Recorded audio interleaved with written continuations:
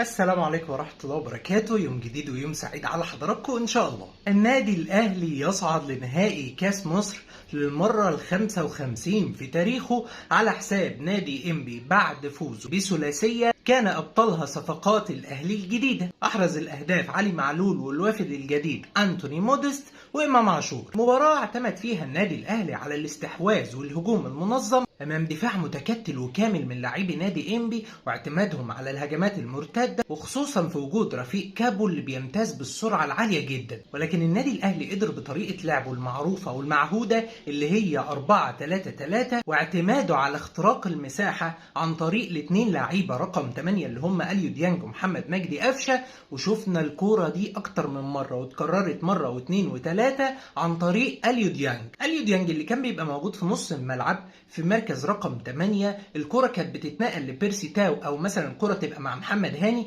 بيرسي تاو كان بينزل يستلم من محمد هاني، على طول يتحرك اليو ديانج في المساحة ويخترق المساحة ما بين الاثنين مدافعين او المدافع والباك عشان الكرة تتحط له طولية ويستغل سرعته.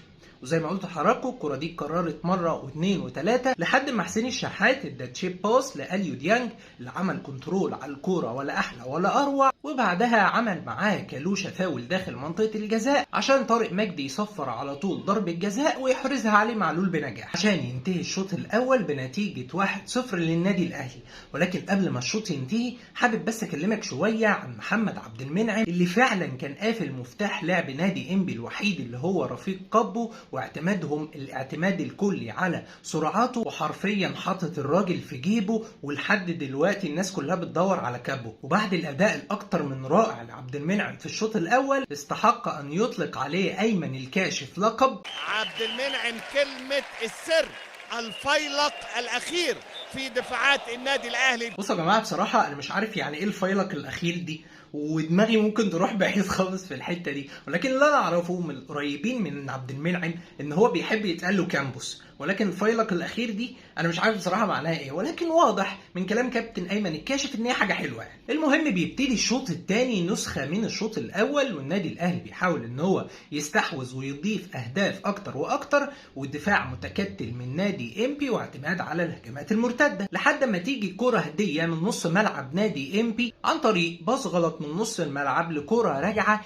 تيجي لموديست. يعني الراجل بيقول لموديست خد هات جون يا اسطى، عشان موديست يسند الكوره ويلم ويحاول يحط الكوره في الجول وتخبط في المدافع وتدخل جول. بغض النظر عن اداء موديست في المباراه وبغض النظر عن الجول اللي حطه موديست، انا شايف ان النادي الاهلي مش مستغل راس مال موديست اللي هو الالتحامات الهوائيه وقدرته الرهيبه على لعب ضربات الراس. يعني عد معايا مثلا كده، شوف كم عرضيه اتعملت في النادي الاهلي. النادي الاهلي مشكلته ان هو بيحاول يخترق من العمق ويلعب على الجناب، ما بيلعبش على العرضيات من كتر ما هم كانوا ناسيين ان عندهم فرود. الكرة لما بتيجي ناحية الباك اليمين او الباك الشمال او الهاف اليمين او الهاف الشمال ما بيعملش عرضية، بيسند الكرة ويرجع تاني يحضر لعب في نص الملعب.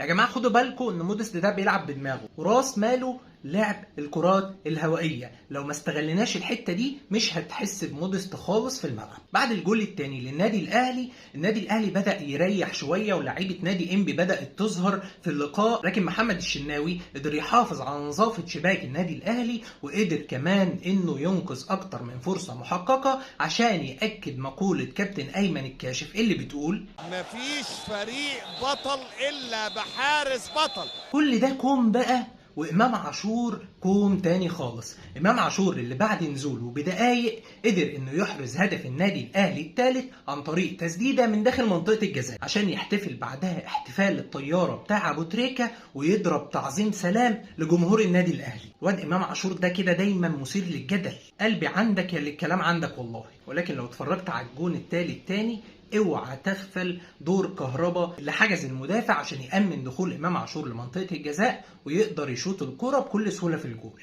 عشان ينتهي اللقاء بفوز النادي الأهلي بثلاثية مقابل لا شيء على نادي انبي وصعوده لنهائي كاس مصر. مستني آرائكم في الكومنتس ومستنيكم تكتبوا لي مين أحسن لاعب أنت شايفه في المباراة دي. وبكده يكون خلص الفيديو بتاعنا النهارده. يا رب الفيديو يكون عجبكم، ولو عجبكم ما ننساش نعمل لايك وفولو للصفحة على الفيسبوك، ولو بتتابعني على اليوتيوب ما تنساش تعمل لايك للفيديو واشتراك في القناة عشان نقدر نوصل لأكبر عدد من الناس.